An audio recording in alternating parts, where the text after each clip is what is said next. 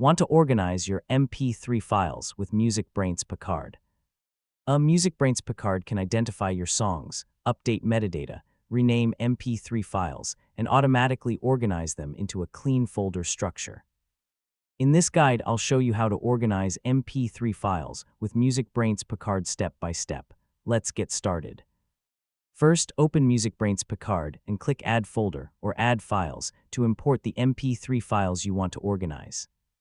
You know, importing complete album folders usually provides more accurate matching results.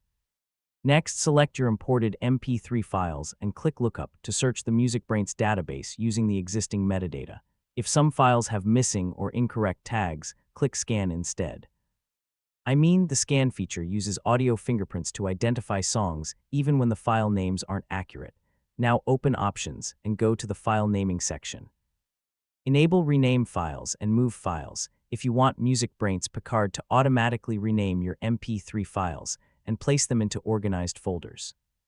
Yeah, you can customize the folder structure using artist names, album titles, years, track numbers, or your own naming pattern.